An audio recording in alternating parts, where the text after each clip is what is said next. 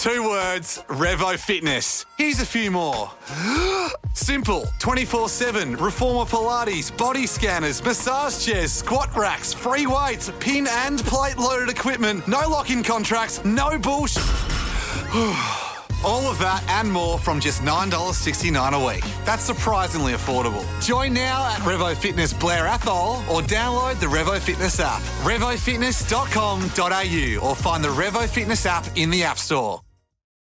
This is the Fitzy and Whipper with Kate Ritchie podcast. Let's talk about school rivalry. And what have you seen over the years? Because, I mean, there's always a rival school that you just loathe. I mean, ours was Christie's Beach High School, and the amount of fights that we had at the bus stop. So the local shopping centre, everyone used to congregate there to get onto their buses to then would take you out to the suburbs. But so all the schools would come together and there was fights all the time.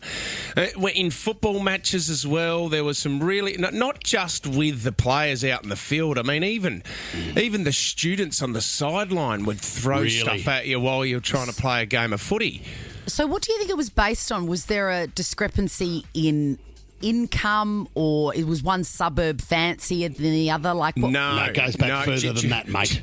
Do you know what it was, Chrissy? It was we were the 2 worst schools down the south of Adelaide. Oh, battle for the bottom. It was battle for the bottom, and I'm not joking that your parents. We lived 50 metres away from Christie's Beach High School, and my mum and dad said, I'm not sending my son to Christie's Beach High School, so they sent me to Wirianda, but Wirianda was just as bad. Oh. So in your heart, even though you were at school 20,000 years ago, which is the better school? It's Wirianda, isn't it? Oh, do you know what? Went to Wirianda, and I should be sticky. I should be biased, but I'm actually going to say probably Christie's. Well, do you know what? Chrissy Swan Fitzy got a letter from the principal saying, can you stop bagging out the school? Can you stop going on air and bagging out Wirianda? He's obviously forgotten about that this morning. I'm on the Hall of Fame, but I've never been invited back to talk at the school.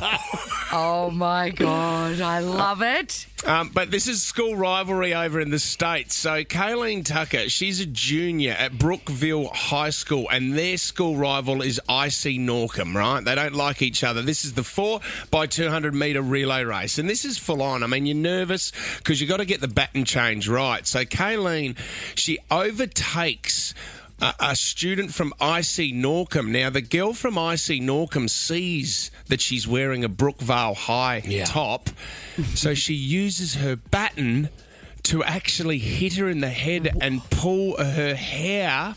Watch this. She's going past her there. Bang! Got her. In the back.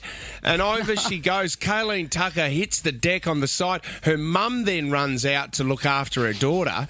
And it was on. Up in the stands, the 2 schools go hell for leather. Yeah. What? So she used the baton and then pulls her hair there, Chrissy, during a relay race. I quite like because it's so simple. It sort of goes back to sort of caveman days, but the idea of, saying to your mum and dad, what do I do if someone overtakes me? Whack them on the head with a baton. Feels very that would really hurt. Those batons are hard. Yeah. Well, she's being treated for a possible skull fracture. Oh, my God. Oh, my God. Really? This has gotten out of hand. This is ridiculous. So, I'll tell you what, this isn't happening at Kincoppleroy's Bay. Oh, you bloody hope not. Michael's given us a call from Kingsgrove. Who was the school rival? Who was the rival school, Mick? More people. So there was East Hills and Picnic Point. There were 2 schools, but one of their popular kids used to play for a soccer team, and I played for the rival soccer team as well. Right, okay, soccer teams.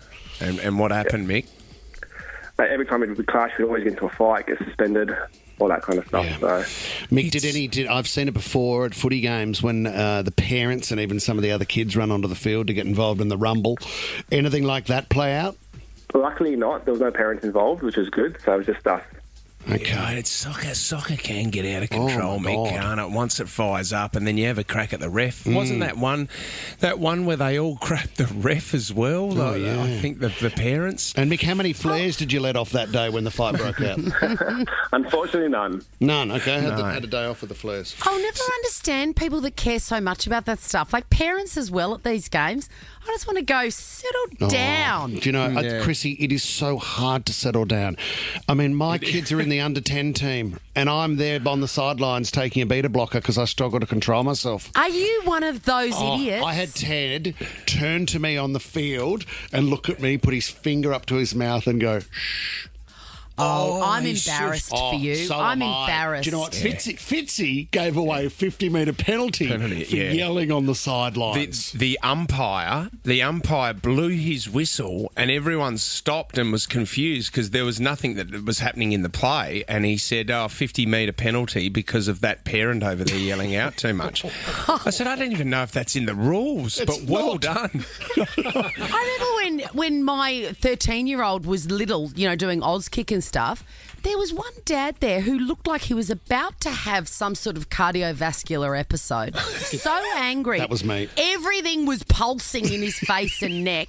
Yeah. And I remember Kit, he would have been like 5. Is that when they start? I was kick that insufferable weekend tradition. It's awesome, yeah. Anyway, Kit looks at me and he goes, what's wrong with that guy? And I thought, out of the mouths of babes, what is wrong with that guy? His son's underperforming.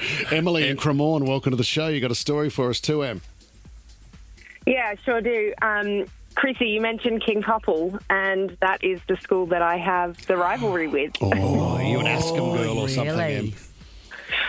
Well, no, I was a North Shore girl. Right. But yes, we played them in sport. And one game just got out of control at basketball, and it ended up with me being scratched on the face with blood drawn. Can I ask, when it comes to girls' basketball, I know they do it in the netball where they check the nails, and the ref will have a look at all the nails. Do they do that in basketball as well?